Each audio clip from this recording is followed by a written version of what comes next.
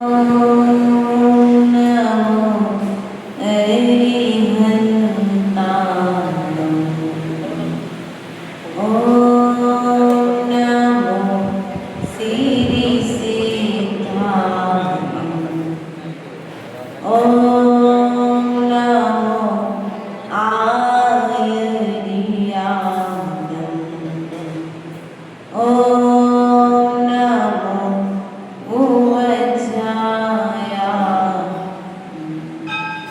ॐ नमो लोये सविसारम् यस्य स्वयं स्वभावति प्रभावे कृष्णकर्मणा तस्मै संज्ञानिरूपाय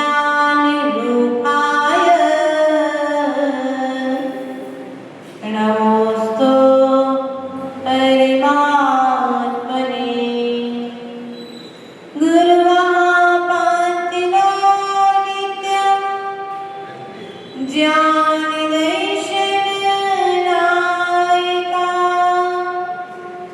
चारित्राणवगम्भीरा मोक्षमार्ग उपदेशिका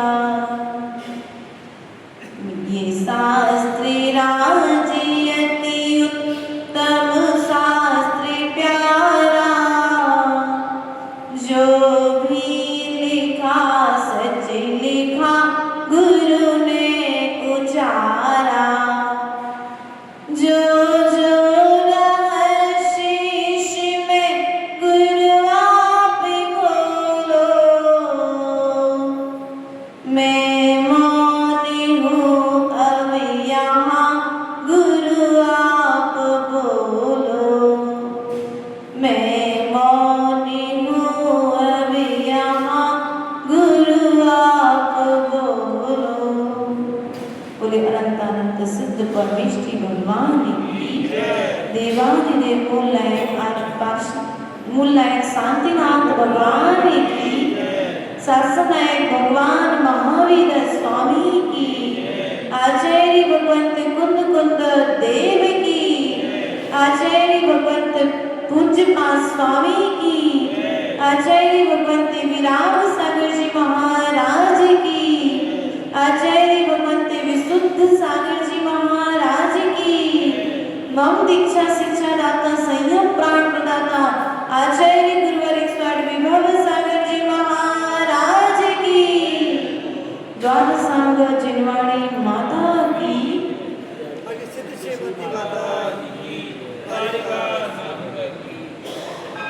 ये बंधु अपना यहाँ पर विषय चल रहा था कि इतने जो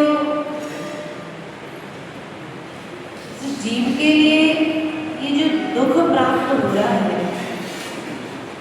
मूलभूत रूप में दुख का कारण क्या है। सो आचार्य परमेष्टि ने पूर्व की कारिका के माध्यम से बताया था कि संसार में दुख का मूल कारण है देह। कौन है? दुख का मूल कारण देह है और देह से जितने भी संबंध हैं वे सब दुख के कारण हैं।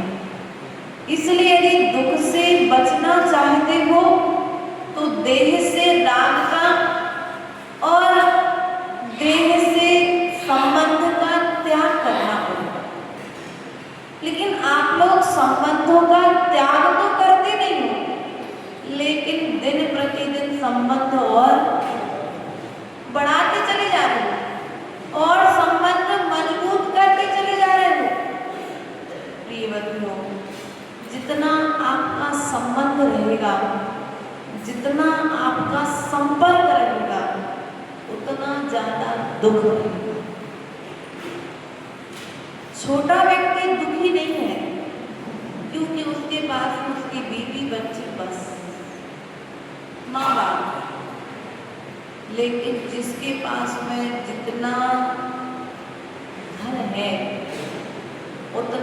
अधिक उसका संबंध है, और जितना संबंध है उससे अधिक उस व्यक्ति के पास में दुख है, क्योंकि सुबह से लेकर के शाम तक, जन्म से लेकर के मरण तक वह उन संबंधों को निभाता रहता है, और संबंधों को निभाते निभाते निज की यात्रा नहीं करता।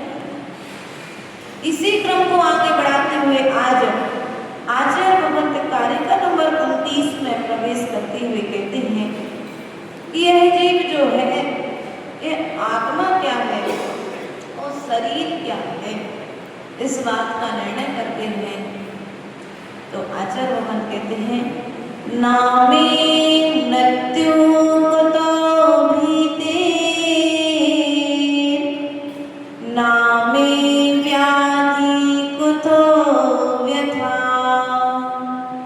नाहं बालो न वृद्धोऽहं, नायवतानि पुदगले। अर्थात यह जो आत्मा है, आत्मा कैसी है? कहते हैं ना ही इस आत्मा की मृत्यु होती। क्या होती है? आत्मा मरता है क्या? बोलो, आत्मा का जन्म होता है क्या? आत्मा तो अजन्मा है, कर्मों से सहित है, इसलिए इस कर्मों के कारण वह शरीर को धारण कर रहा है। लेकिन व्यक्ति करता क्या है? शरीर का मरण होते ही वह आत्मा का मरण मान लेता है। यही तो मिथ्या दृष्टि की मूर्खता है, यह मूर्खता है, क्योंकि आज तुमसे जिसका संबंध बना है, अगली पर्याय में जाकर के उसका किसी दूसरे से संबंध बनेगा। आज वो तुम्हारा रिश्तेदार है, कल वह किसी दूसरे का रिश्तेदार भी, लेकिन जब तक तन में है तब तक तुम्हारा है, और जैसे ही ये तन छूटा तो सब कुछ, बोलो, आत्मा से संबंध बनाया कि शरीर से संबंध बनाया? तुम शरीर को अपना मानते हो, लेकिन तुम्हारे वैराग की दशा तो देखो। जीव निकलते ही इस शरीर से राग छूटने में समय, जीव चला गया, आयु कर्म पूर्णता को प्राप्त हुआ कि जीव अगली पर्याय में जन्म ले गया। अब तुम्हारे सामने जिस जीव के साथ में तुमने 50 साल निकाले हैं, उस जीव का शरीर पड़ा हुआ है उद्गल तन। क्या कहोगे? राम के जैसी स्थिति रहेगी क्या तुम्हारी?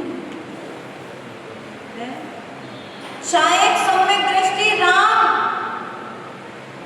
लक्ष्मण का मरण हो गया, 6 महीने तक कंधे पर लेकर के घूमते रहे।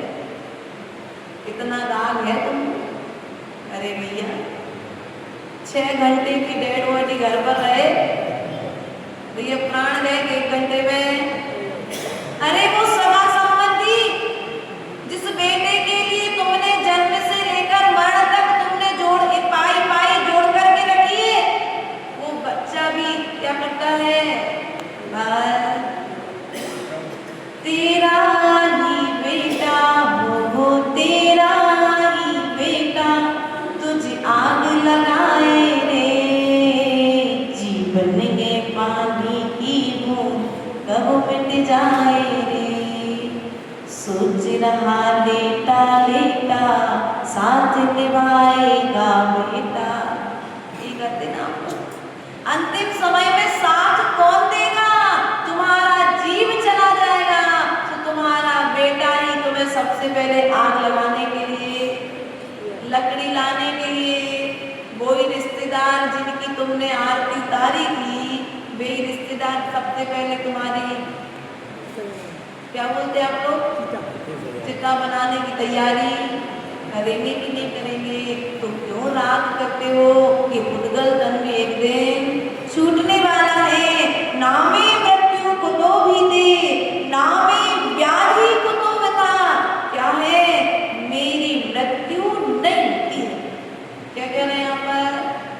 मेरी मृत्यु कैसा हूं मैं? अजर तन के साथ। जब तक आयु कर्म शेष है तब तक संसार है, और आयु कर्म छूटेगी तो कौन सा आयु कर्म? मनुष्य गति का, त्रियंच गति का, देव गति का कि नरक गति का? भैया ये तो साकल है। जब तक ये आयु कर्म नहीं छूटेगा, चाहे एक इंद्री बन करके रहो, चाहे दो इंद्री बन करके रहो, चाहे तीन इंद्री बन करके रहो, चाहे चार इंद्री बन करके रहो, चाहे पंच इंद्री बन करके रहो, जब तक ये आयु कर्म क्षय को प्राप्त नहीं होगा तब तक संसार छूटने वाला। और संसार छोड़ना है तो प्रयास करो इस आयु कर्म के रहते रहते सद कार्य करने का। भय मत करो मरण से। अगर किसी को मालूम पड़ जाए कि मेरा कुछ समय पश्चात मरण होने वाला है तो क्या करेगा? वो चीखेगा, चिल्लाएगा, रोएगा, विलाप करेगा। मिथ्या दृष्टि देव स्वर्ग में माला मुरझाती विलाप करने लगते हैं, लेकिन सम्यक दृष्टि देव विचार करते हैं आयु कर्म यहाँ समाप्त होगा, मुझे कहाँ जाना है?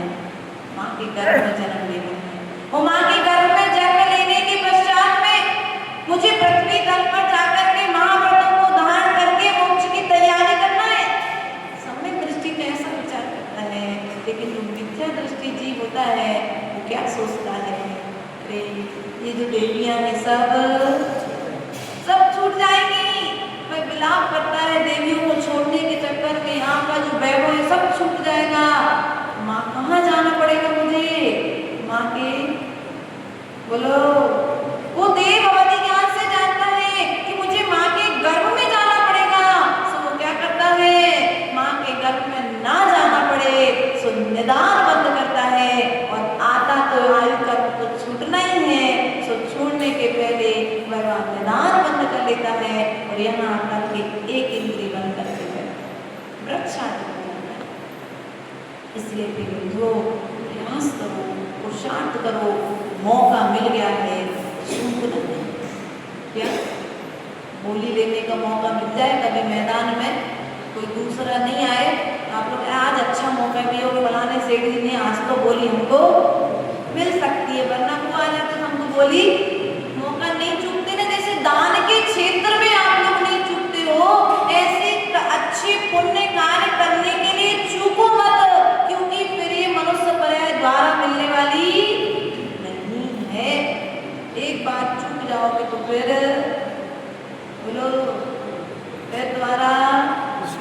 इसलिए मृत्यु से भय मत करो। आपको मालूम पड़ गया कि आपको कैंसर है, किसी को मालूम पड़ गया कि मुझे कैंसर है, अब कैंसर की बीमारी है, तो ये मत करो अरे मैं तो कुछ भी अच्छा भोजन किया, कोई अपक्ष भोजन नहीं किया, कोई पाप नहीं किया, फिर भी इतनी बड़ी बीमारी मुझे कैसे हो गई। चिंता मत करो, तुम्हारा किया हुआ नहीं हो सकता, इस जन्म का नहीं, पूर्व जन्म का कोई कर्म है, असाध्य बीमारी के रूप में सामने में आया है। अब तुम क्या करो? बोलो सावधान हो जाओ। उस समय ये विचार करो, अब मुझे जितनी भी आयु श्वासें शेष मिली है उन सब श्वासों को मैं समाधि मरण पूर्वक समाप्त। लेकिन ऐसा कोई कर पाता है क्या?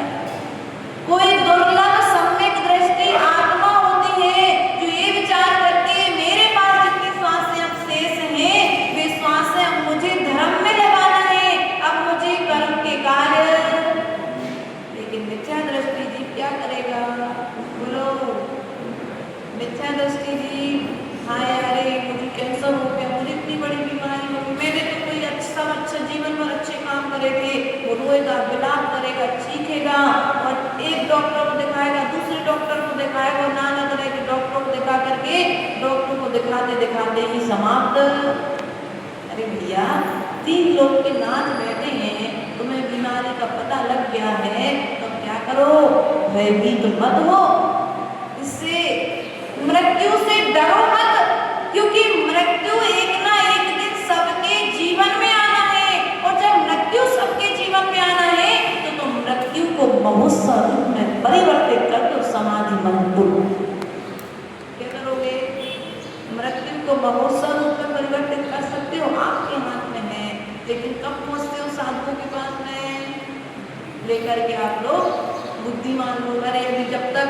डॉक्टर की दवाई चल रही जब तक तो घर में, जैसे ही डॉक्टर ने मना कर दिया तो जब आंखें बंद हो गई, आंखों से देखना बंद हो गया, मुंह से बोलना बंद हो गया, तब तुम महाराज जी माता जी के पास लेकर के जा रहे हो। उस समय में महाराज जी माता जी नमो का मंत्र सुना देंगे, लेकिन और कुछ व्रत नियम संयम हम कह देंगे भैया तुम्हारा त्याग, लेकिन त्याग तुम्हारे भीतर से भावना भी तो होना चाहिए ना, कि नहीं होना चाहिए। इसलिए जीते जी इस मरण से भय मत करो, मरण की तैयारी करो। क्या करो? मरण की तैयारी करो। मरण की तैयारी कब होगी चालू? आज, कल, परसों? भैया जब जब जाओ तब से, तुम जब से चाहो तब तुम समाधि मरण की तैयारी प्रारंभ कर सकते हो। समाधि मरण की तैयारी के लिए तुम्हें मरण से भय नहीं करना है। पता नहीं अच्छे वाले बैठे हो, जीना उतरो, इसकी मौत आ जाए उसका किसी का कोई भरोसा। अब एक श्रावक श्रेष्ठ को अटैक आया, महीने भर पहले कुछ स्थिति के महीने भर बाद कुछ स्थिति सामने में आ गई। महीने भर पहले विवाह मना रहे थे, वो महीने भर बाद स्वयं का ही डोला उठ गया। इसलिए प्रिय बंधुओं, प्रयास ऐसा होना चाहिए कि हमारी मृत्यु आए उसके पहले में मृत्यु के लिए तैयार, जैसे बॉर्डर पर खड़ा सैनिक तैयार रहता है हमेशा, किस तरफ से आक्रमण होगा, किस रूप में उसके ऊपर आक्रमण कहते हैं। ये कर्म जो है, ये कर्म किस रूप में कहाँ से आक्रमण करेंगे, कहीं रोग बन करके आएगा तो कभी तुम्हारा शरीर के क्षयोपशम की अपेक्षा से बीमारियां बन करके आएंगी, कहीं आंखों से, कहीं कानों से। तो सावधान हो जाओ। क्या हो जाओ? भय मत करो। अरे जाना है, क्योंकि जिसका जन्म हुआ है उसका मरण निश्चित ही मरण होना है। सनत चक्रवर्ती का नाम सुना आप लोगों ने? कौन सा रोग हो गया तब से? मुनि बनने के बाद कुष्ठ रोग हो गया। चक्रवर्ती के लिए कुष्ठ रोग हो गया मुनि बनने के बाद, लेकिन उसने कोई इलाज, उस चक्रवर्ती के वैराग्य की चर्चा स्वर्गों में होने लगी कि देखो तो कितना वैराग्य है कि तन में कुष्ठ रोग हो गया, तब भी कोई उपचार की व्यवस्था। चक्रवर्ती से पूछा गया तो चक्रवर्ती ने कहा तन का रंग बदला है, मन का रंग नहीं बदलना चाहिए। और हम क्या करते हैं, हमारा तन अरे अच्छा नहीं लगता, अरे तुम सन की सेवा में लगे हो, और तन की सेवा जब तक करते रहोगे तब तक मोक्ष मार्ग प्रारंभ होने वाला। तन से जब तक वैराग नहीं आएगा तब तक तुम्हारा मोक्ष मार्ग प्रारंभ नहीं होगा। इसलिए तन में रहते हुए तुम्हें तन से राग नहीं करना, यही मोक्ष मार्ग है। निराज क्या करते हैं, बड़ी बड़ी बीमारियां आचार्यों को हो जाती हैं, साधुओं को हो जाती हैं, लेकिन फिर भी साधु क्या करते हैं। योगेंद्र सागर जी का नाम सुनो, रतलाम के पास उनका क्षेत्र बना है, बागड़ क्षेत्र में बहुत रहे हो, लगभग 25 साल रहे। और हम लोग इस साइड आ रहे थे तो वहाँ रुकना हुआ हम लोगों का, तो उनके संगस्त जो दीदी उन्होंने बताया, बोले महाराज को गैंग रोग हो गया, बताया था खूब में जाली जाली वाला रोग, अब हो गया तो क्या करें, डॉक्टर ने कह दिया महाराज पैर कटवा लो तो जीवन। महाराज ने कह दिया अब मेरा समझ आ चुका है, तो समाधि की तैयारी करूँगा और कोई उपचार की जरूरत नहीं। हमारा उपचार होना है तो भगवान की भक्ति से हो जाएगा, लेकिन मुझे कोई गलत उपचार की जरूरत। उन्होंने समाधि को स्वीकार कर लिया, लेकिन महाव्रतों को त्यागा। और हम क्या करते हैं, यदि कोई कह दे डॉक्टर साहब, जैसे पुरुरवा भील ने क्या किया, मरण के समय पर उसने मरण को स्वीकार कर लिया, लेकिन नियम को तोड़ना स्वीकार। और हम लोग क्या करते हैं, अच्छे भले प्रज्ञाधारी कोई होंगे ना, मैंने देखा जब छत्तीसगढ़ में प्रवास चल रहा था तो देखने में आया अच्छी 2 प्रतिमा पाली बढ़िया माँ, जीवन भर उसने 50 साल तक 2 प्रतिमाओं का पालन किया, लेकिन स्वयं तो धर्म करती रही, बच्चों को धर्म नहीं सिखा पाई। तो जैसे ही माँ का अंतिम समय आया तो बच्चों ने अस्पताल में भर्ती, पूरा धर्म। अब जैसे तुम बच्चों को पैसे की कला सिखा रहे हो, ऐसी पुण्य की कला भी सिखा देना। अंतिम समय में यदि समाधि मत करना, बच्चों से ये कह के रखना कि बेटा मैंने जीवन भर धर्म ध्यान किया है, अंतिम समय में मुझे अस्पताल नहीं ले जाना। नगर में कोई साधु हो, नगर के आसपास में कोई साधु हो, कोई व्रती हो, तो उनके पास ले जाकर के रमोकार तंत्र का पाठ सुनाना। मुझे कोई डॉक्टर की औषधि, अवश्य औषधि मत देना। ये संस्कार आपको आज से देनी पड़ेगी, तब जाकर के अंत में समाधि मरण कर पाओगे। क्योंकि व्यक्ति क्या है, मरण के भय से कुछ का कुछ करना प्रारंभ, मरण से डरता है और कोई चीज से नहीं डरता है। डर लगता है कि नहीं लगता मरने से? अगर मरण आ गया तो क्या होगा भैया? कोरोना काल में सब अपने घर में जाके बैठ गए थे। क्यों बैठ गए थे? क्यों? क्योंकि सबको मरण से भय। मरना नहीं, मृत्यु की तैयारी करो।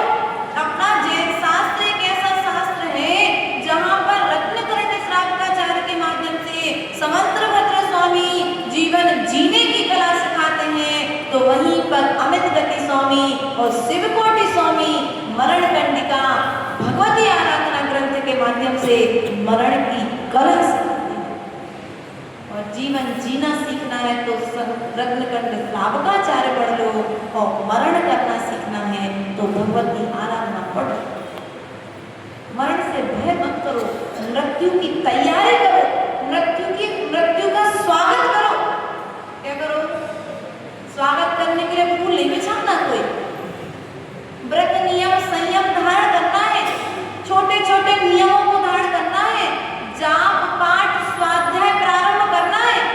यही तो है सम्यक मरण की तैयारी।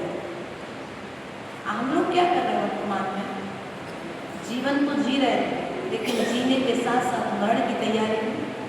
भैया जीवन जीने के साथ साथ में मरण की तैयारी भी कर रहे कि आज जो हम सुनेंगे, आज हम जो पढ़ेंगे, अंतिम समय में हमें यही काम में आने वाला है।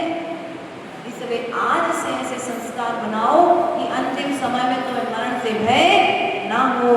व्याधि से क्या है, मुझे मेरी मृत्यु नहीं होती है, और मुझे कोई रोग किसको होता है?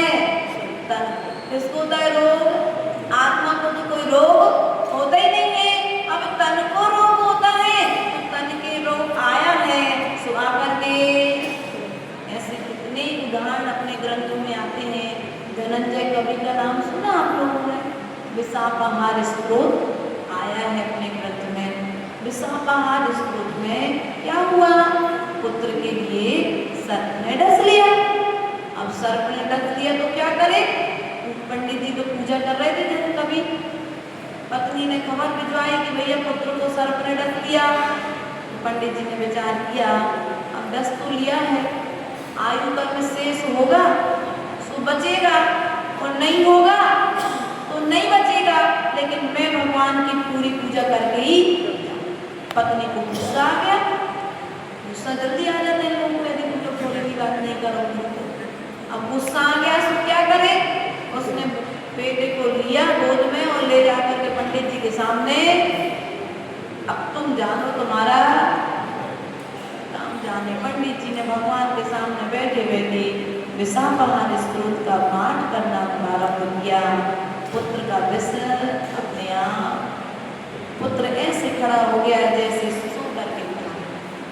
जैसे ऐसे कई उदाहरण अपने ग्रंथों में। सिद्ध चक्र विधान को देखो उदाहरण। सिद्ध चक्र विधान एक नहीं 700 का कुष्ठ रोग ठीक हो गया।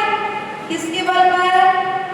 तन के रोग के लिए अभक्ष्य औषधि का सेवन करना पड़े, ये कोई जरूरी नहीं है।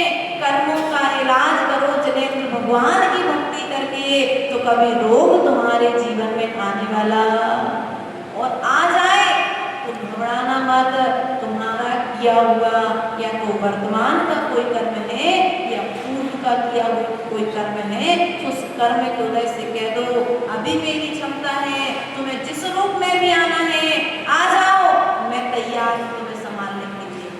लेकिन आने के पहले आकर के जब तक मेरा क्षय समय है तब तक क्षय को प्राप्त हो जाना। अगले भूमि में कर्म तुम्हारे साथ में नहीं जाना चाहिए। ना मैं व्याधि को तो बता, मुझे किसी भी तरह की कोई व्याधि नहीं होती है, ना हम बालों ना वृद्ध हूँ, ना मैं बालक हूँ और ना ही मैं वृद्ध हूँ, ना युवतानी पुद्गले और ना ही मैं जवान होता हूँ। तो मैं कैसा हूँ? ये जो पुद्गल है ये पुद्गल ही बालक है, पुद्गल ही वृद्ध होता है और पुद्गल ही जवान होता है। मैं आत्मा तो अजर अमर आत्मा हूँ, शाश्वत हूँ, मैं जैसा हूँ तो वैसा ही हूँ। इसलिए पुद्गल के निमित्त से यह विचार करो, मुझे कभी स्तन के निमित्त से कर्म के बंध से बचना नहीं है। कुष्ठ रोग कर्म बंध का कारण नहीं है भैया, कुष्ठ रोग कर्म बंध का कारण नहीं है, हमारे द्वारा की जाने वाली कुचेष्टाएं कर्म बंध का कारण। एक बात ध्यान रखना, कुचेष्टाएं, गलत चेष्टाएं, गलत क्रियाएं, गलत परिणाम हमारे लिए कर्म बंध का कारण है। इसलिए कुष्ठ रोग हो जाए तो कोई बात नहीं, बादीराज स्वामी के लिए भी हुआ था, सनत कुमार चक्रवर्ती के लिए हुआ था, श्रीपाल के लिए हुआ था, ऐसे कई उदाहरण ग्रंथों में आते हैं।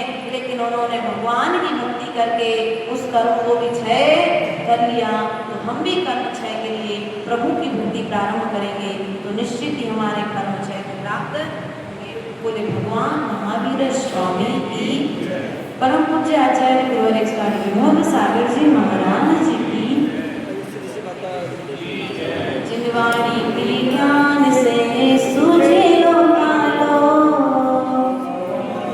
मस्तक रमो सदा देत हो दो, जिनवाणी भारती तो जपू दिले, जो तेरो शरणा गए सो पावे सुख चैन, देव भजो अरिहंत को गुरु सेवा निर्ग्रंथ, दया धर्म पालो सदा यही मोक्ष का पंथ।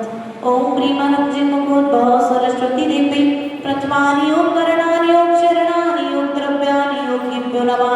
अर्घ्यं निर्वपामिति स्वाहा। गुरुवापान्निनो नित्यं ज्ञानि दैशिनि नायका, चारित्राणवगम्भीरा मोक्ष मार्गे उपदेशिका।